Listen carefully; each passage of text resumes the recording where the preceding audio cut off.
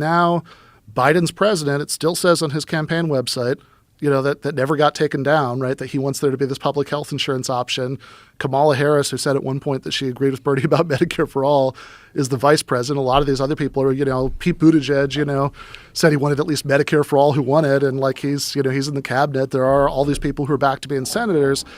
And it's like, well, that's what they, when they had to position themselves to win that primary, they said that they cared about like all, the millions of Americans who don't have health care, or the like millions more who maybe even do have health care. How about they said they were going to decriminalize marijuana and release everybody that was in jail for it? Yeah, when's that happening? Exactly. It's all bullshit. It's Yeah. all bullshit, but that is the sort of stuff that we're talking about, that they don't really believe these things. They're saying these things because they believe this is what people want to hear, and that gets those people out to the polls. Get those people out to the booths and gets them to vote. And this is unfortunately where we find ourselves as a culture until we can read minds. And Elon Musk, hurry up with that technology. We need to be actually able to read people's minds.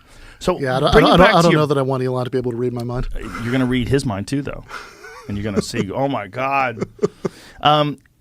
Why'd you write this book? Yeah, I wrote this book because I was pissed off. I think more than any other book that I've written, it came out of like intense frustration that I was feeling at that time, because I saw a lot of people who I think like on paper, they agree with me about like most of what I've said tonight, maybe not the free speech part, but like, most of the rest of it, like who were doing all of these things that seemed to me like they were either feeding into these absolutely ridiculous sideshows that like stop people from actually focusing on these issues that we're talking about, the title, right? The title example, canceling comedians, people who would like freak out, about like what Dave Chappelle says in a stand-up special, as if like the things that you say in a stand-up special are like an editorial that you're writing for the New York Times about like exactly what you want to happen, right? Like that, right. Like every sentence, Dave Chappelle is saying in the stand-up special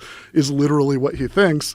And I think that like one, to anybody you're trying to appeal to like actually build some kind of like political program to actually accomplish any of the stuff I've talked about, like what does that make you look like? That makes you look like an overgrown hall monitor, right? Nobody is going to want to follow that person anywhere, nor should they, right? Like that because that's just incredibly damaging and unappealing. And I wanted it's funny because I think that like when I sort of use that as the example in the title, right? Like I was kind of trying to come up with like the most ridiculous example that I could come up with, right? Like, that like people would be like, in terms of like ridiculous priorities or sort of people being like weird moralistic scolds, like, what would be the biggest example? Not getting mad at like corporate CEOs who bust unions, not getting mad at like, politicians who commit war crimes, but, like maybe you get mad at those people too, but like somehow, my friend, I disagree with him about a lot of things, but he is my friend, Dave Smith. Heard him talk about the outrage budget. Right? How dare you disagree with Dave Smith about anything?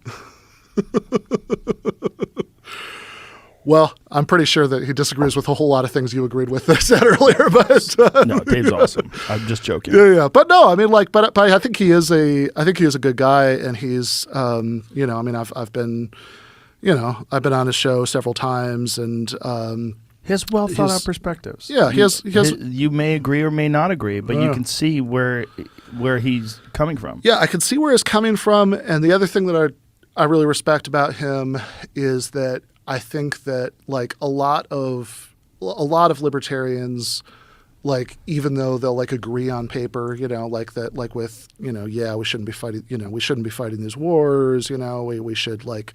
There shouldn't be all these people in prison or whatever. It seems like in practice, what really gets them excited is like tax cuts, right? And I think that, and I think Dave is genuinely not like that. I think that he actually devotes way, as far as I've ever been able to see, he actually devotes way less time to stuff like that than to like the United States backing this genocidal Saudi war in Yemen. That's the big thing with Dave. It's interventionist foreign policy and the corporate backing of these horrible regime change wars. That's the thing that he hates more than anything. And the actual cost of human lives and suffering You know, he's a deeply compassionate person. He really firmly opposes these things, and he wants to talk about them whenever he can. And it's one of those things where, I mean, he talked on my podcast about how that got him kind of booted off of those political talk shows on cable. Yeah, because nobody wants to hear about dead kids in Yemen. Like Exactly. what they want to hear about Exactly. is like whatever culture war thing people are Right. screaming about each other. You know, Whether that UPenn swimmer should be able to compete with women.